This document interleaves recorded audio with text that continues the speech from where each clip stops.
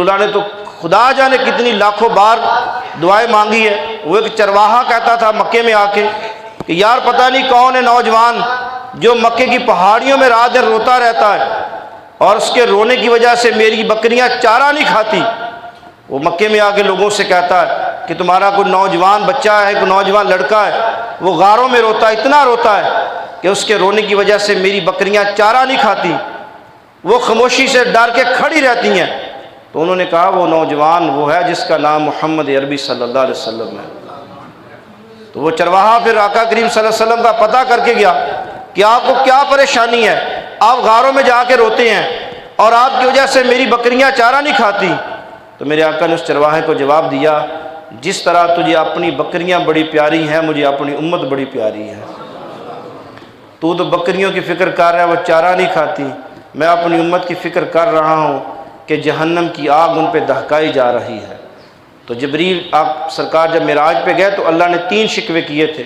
Number 1 فرمایا کہ اے محبوب میں نے جنت بنائی تھی آپ کی امت کے لیے، لیکن آپ کی امت جنت کا پلاننگ ہے ہی نہیں، ترتیب ہی نہیں ہے، ایک نیکی بھی نہیں کرنا چاہتے جنت کی۔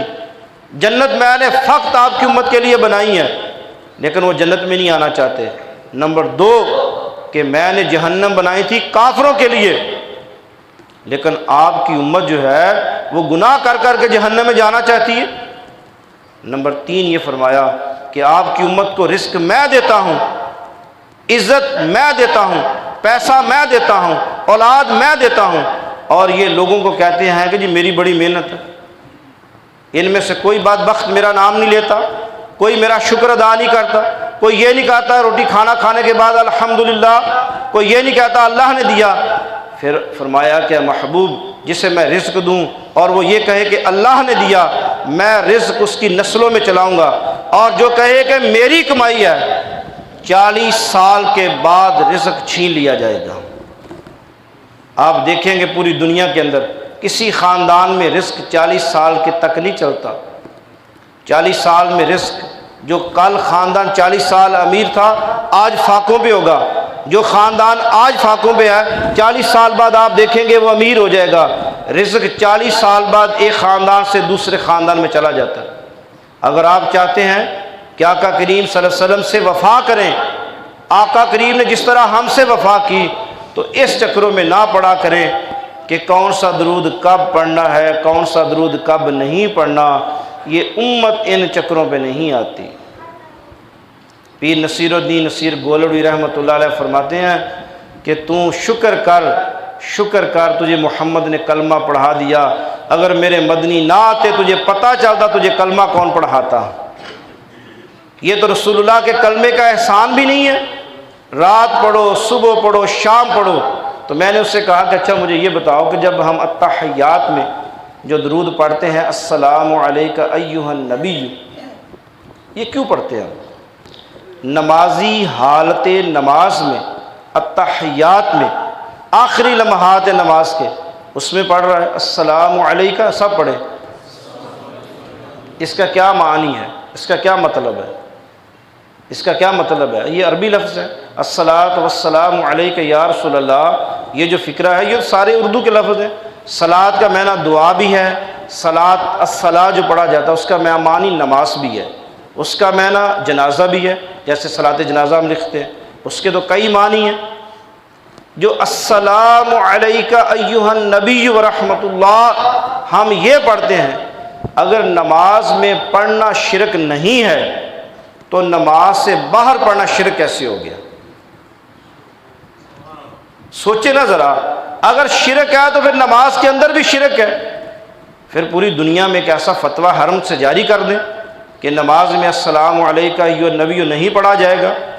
یہ ایک الفاظ ہیں، الفاظ وہ ہیں جب سرکار معراج پہ گئے، اللہ کی ملاقات ہوئی میرے محبوب سے، محبوب کی ملاقات ہوئی اللہ سے، تو اب آقا نے اللہ پہ التحیات للہ والصلوات والطیبات، میرے محبوب نے بڑے خوبصورت کلمات اللہ کی شان میں ادا کیے، تو اللہ نے اب رسول اللہ کی تعریف کی، میرے محبوب نے اللہ کی تعریف کی، اللہ نے حبیب کی تعریف کی، تو اللہ کی زبان سے یہ لفظ نکلا السلام علیکہ ایھا النبی ورحمۃ اللہ۔ اللہ کے وہ الفاظ اللہ کو اتنے پسند آئے کہ اللہ نے اپنے محبوب کو فرمایا کہ اے محبوب اب یہ الفاظ قیامت تک ہر نمازی اپنی نماز میں پڑھے گا۔ اللہ کے الفاظ ہیں، اللہ نے عطا کیے ہیں، اللہ سے ملے ہیں۔ درود کا کوئی نہ صبح کا ٹائم ہے نہ رات کا ٹائم ہے۔ قرآن جب آپ کا دل کرے جب آپ پڑھیں، قرآن سمجھیں، قرآن سنیں، قرآن پہ عمل کریں، قرآن کی تبلیغ کریں۔ امتی کا یہ کام نہیں ہے، بیٹے کا کام نہیں ہے کہ میری ماں ایسی ہے، میرا باپ ایسا ہے، میرے ابا جی ایسے ہیں۔ میرے آقا نے فرمایا کہ اولاد کے لیے والدین اس طرح عزت دار ہیں جس طرح امتی کے لیے نبی شان والا ہے۔ فرمایا نہیں کہ نبی کی دعا امت کے لیے قبول ہوتی ہے، باپ کی دعا اولاد کے لیے قبول ہوتی ہے۔ تو اللہ کے بندے میرے جتنے بھی دوست ہیں، میرے بھائی ہیں، اپنے دلوں میں اس طرح کی آخری جمعۃ المبارک پہ یہ میرا آپ احباب سے یہ گلہ بھی ہے، شکوہ بھی ہے، محبت بھی ہے کہ رسول اللہ صلی اللہ علیہ وسلم سے محبت کریں، جتنی بھی کرنی ہے اتنی محبت کریں، وگرنہ یہ نہ ہو کہ بہادر شاہ ظفر کی طرح آخری شعر لگتا نہیں جی میرا اس اجڑے دیار میں، کہ یہ دنیا دیکھے کرونا کی نظر میں کتنے میرے دوست، میرے بھائی، ہمارے وسیب چولستان کے کتنے مہان مہمان نواز، بلیغ اور عظیم آدمی اور دل کے سچے سچے، اللہ تعالیٰ تبارک تعالیٰ اللہ جتا صاحب کو کروڑ قاضی اللہ تعالیٰ صاحب کو جنت نصیب فرمائے، جنت میں چلے گئے۔ ہمارا تو ایمان ہے جو شخص بھی مسلمان مومن ماہ رمضان میں گیا وہ سب جنت میں چلے گئے۔ تو بس آج کے بعد قیامت تک بھول جائے گی اولاد، کہاں یاد رہے گا بچوں کو قبر، کہاں ابا جی کی۔ تو بہادر شاہ ظفر